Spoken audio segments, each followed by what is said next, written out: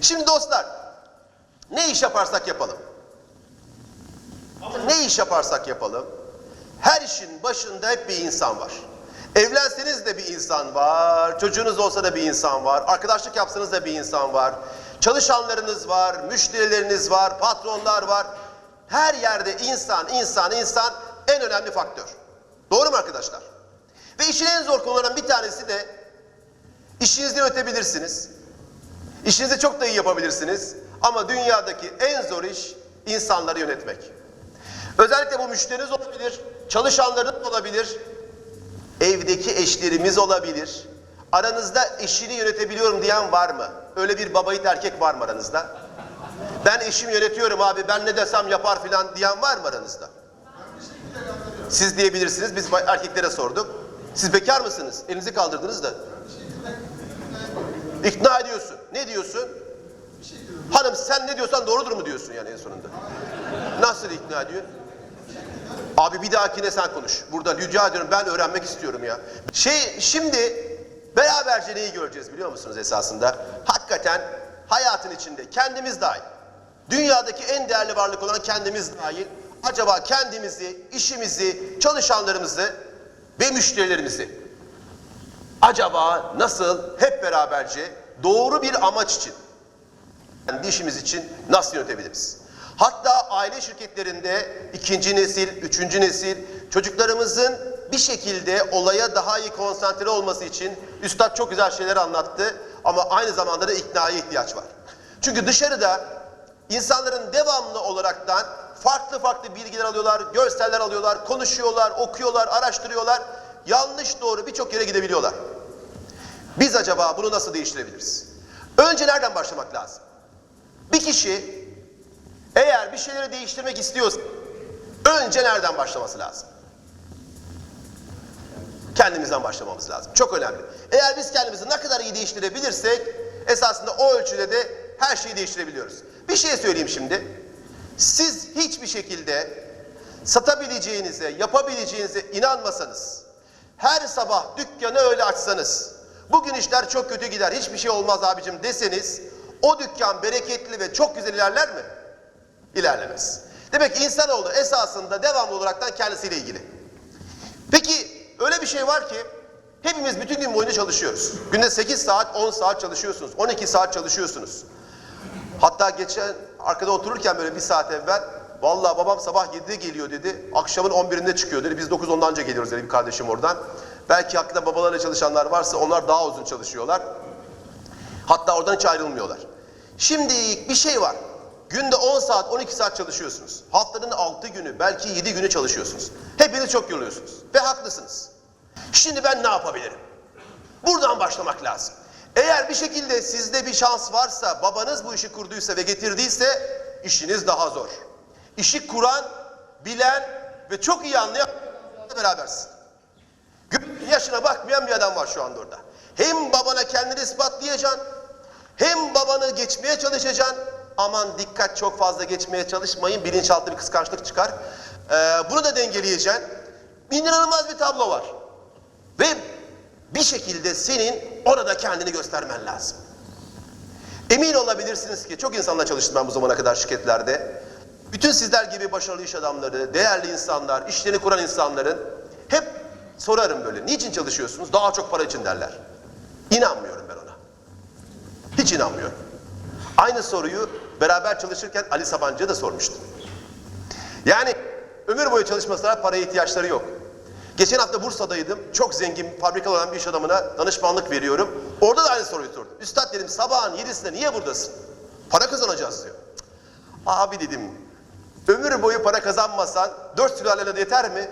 Ya evet dedi. Demek ki para değil. Beni her sabah kaldıran bir şey olması lazım. Yani her sabah yataktan kaldıran bir şey olması lazım. Şimdi konumuz satışta ikna diye koymuş üstadlarım ama ikna önce kendinle başlıyor. Ben sabah nasıl kalkacağım? Ya ben niye çalışıyorum? Niye kalkıyorum ve niye gidiyorum yani? Benim bunu düşünmem lazım yani. Demek ki beni kaldıracak bir şey lazım. Şimdi bakıyorum 20 yıldan beri aynı hanımla beraberiz, aynı işim. Şimdi sabah kalkınca orada hani bir heyecan olsun da kalkayım. Angelina Jolie. İş yeri aynı iş yeri. Ben niye kalkacağım? Ben kendimi nasıl ikna edebilirim? Ben kendimi her sabah kalkıp bu mücadeleye nasıl sokabilirim? Ben her sabah kalkıp çalışanlarımı nasıl motive edebilirim? Ben her sabah kalkıp acaba daha iyiyi, daha güzeli nasıl yapabilirim? Benim bir hayalim olması lazım. Ki o hayal beni ikna edebilsin.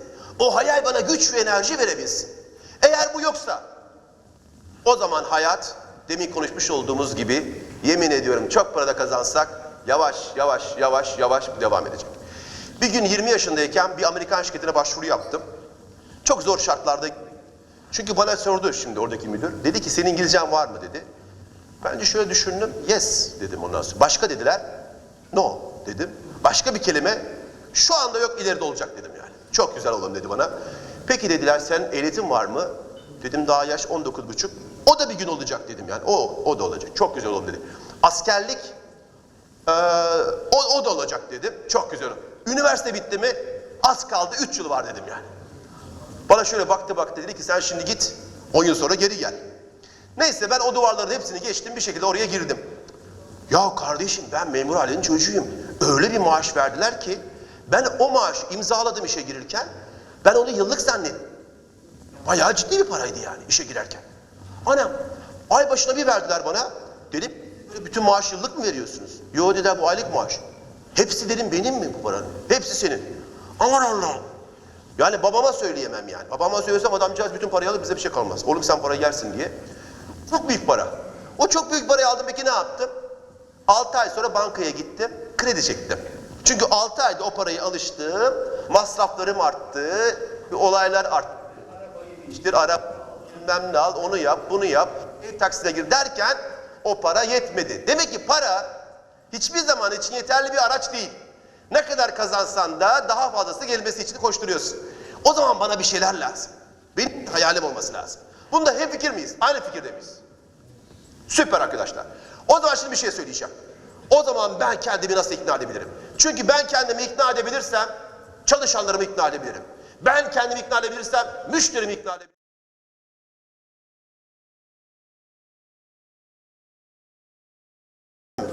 Şimdi sigara sağlığa zarar biliyorsunuz. Allah'a şükürler. Peki biliyorsunuz niye bırakmıyorsunuz? Sizin bırakmadığınız gibi aynı biçimde müşteriniz de her gün kullandığını bırakmıyor abicim. İstediğin kadar anlat. Peki ben anlatarak, bilgi vererek bu adamları değiştiremem. Benim başka bir şey yapmam lazım. Yani ben müşterime söyleyerek, anlatarak değiştiremem. Başka bir şey yapmam lazım. Bir dakika diyorum. O zaman benim bunu anlamam lazım. Çünkü beynin çalışma şekli tamamıyla güvenle ilgili. Yanlış olduğunu bilsen bile sigara içmeye niye devam ediyorsun? Çünkü senin orası güvenli bölge. Çünkü beyin diyor ki ben her gün yemekten sonra içerim. Benim bu alışkanlığımı sen alamazsın diyor. Aynı şekilde o usta abi diyor ben 10 yıldır bunu kullanıyorum diyor. Bilmiyorum şimdi o ne olur ne olmaz diyor. Kendini orada güvende hissedemiyor. Benim en büyük sıkıntım esasında ürünün özelliklerinin iyi olması, Kılıçoğlu'nun süper olması, senin mükemmel olman değil. Adamın kendini orada güvende hissetmesi çok önemli. Acaba ben o güveni nasıl verebilirim? Çok önemli şeylerden bir tanesi. Müşteri için de aynı şey geçerli. Eğer müşteri kendini güvende hissetmezse kaosa düşer, krize girer yani. O yüzden krize gireceğin diyor ki bırak abicim güzel de olsa ben bunu alayım diyor. Dükkanınıza bir müşteri girdi. Ne istiyorsun diye sorduğun zaman adamcağız size ne diyecek? Alışkanlığında olan ürünü, kiremiti söyleyecek. Doğru mu? Eğer bunu söyledikten sonra eğer ben ona Kılıçoğlu al, bak bu ürünü al, bunu şöyle al, bunu böyle al demeye başlarsam o zaman ne olacak? İkilik olacak. Yani adamın istemiş olduğu bir ürün var, bir de senin teklif etmiş olduğun bir ürün var. İkilik olacak. Bu ikilik zaten bir çatışma doğuruyor. Bu çatışmanın sonucunda kaosa gireceği için, güven ispatı komple yıkılacak olmayacağı için müşteri alışkanlığı otomatik zaten geri dönecek. Hep orada kalacak. Yani siz eğer yolda giden bir insan varsa, yolun yarısından geçmiş bile olsa, arabayla hızlıca üzerine doğru geliyorsanız o adam arkaya döner. Yani eğer eşinizi kavga edip ayrılırsanız annesinin evine döner. Bir gün eğer sıkılırsanız, bir şekilde hayattan bıktığınızı hissederseniz ilk büyüdüğünüz, doğduğunuz yere dönmek istersiniz. İnsan kendisini güvende olduğu yer ister. Bunun en büyük problemi ikilik yaratmaktır. Yani mukayeseye başladığınız an itibarıyla bu daha iyidir, bu şudur, budur demeye başladığınız an itibarıyla karşısı savunmaya geçer. Savunmaya geçtikçe iyice kendisini güvenli olduğu yere doğru götürür. Hatta ve hatta o istediği ürünün satıcısından çok daha başarılı bir satıcı olur. Eğer bunu fark edebilirseniz o zaman bir şey yapmanız gerekir. Demek ki ben güven sağlayabilmem için öncelikli olaraktan o müşteriyle aynı ortamlarda, aynı durumda, aynı konuşmada, aynı şekilde olmam lazım. Yani bir müşteriniz eğer bir ürünle ilgili güzel bir şeyler söylüyorsa veyahut da bir şeyi istiyorsa, onu istiyorsa, abi o değil de bunu alsan daha iyi olur dediğin anda kaybettin, çatışmaya girdin. Satış ve ikna demek bir insana zorla bir şey satmak değil esasında. İkna demek müşterinin farkında olmadığı konularda onu aydınlatmak demek. Esasında biz bir ışığız. Ona bir ışık tutuyoruz. O bir karanlıkta yıllardır aynı şeyin içinde gidip geliyor. Aynı şey için gidip geliyor.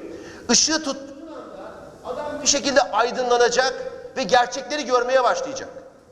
İkinci önemli konu nedir? İkinci önemli konu karşımızdaki beynin düşündüğünü, bildiğini, anladığını ve karar verdiğini düşünüyoruz. Halbuki öyle olmuyor. Bütün pazarlamacılar bunu çok iyi bilirler. Satış departmanları değil. Ama pazarlamanın birinci görevi nedir biliyor musunuz arkadaşlar? Pazarlamanın birinci görevi insanları mutsuz etmektir. Çünkü insanlar mutsuz olurlarsa otomatik olaraktan ürünlerini değiştirmek isterler. Hayatlarını değiştirmek isterler. Arabalarını değiştirmek isterler. Evlerini değiştirmek isterler. Cep telefonlarını değiştirmek isterler. Bak, ben mutsuz oluyorum ve bir şekilde gidiyorum bir şey yapmaya geçiyorum. Enteresan bir şey. Satıcılık mutsuz olan insanları mutlu etme sanatı. Pazarlamacılık insanları mutsuz etme sanatı. Bunu sakın unutmayın.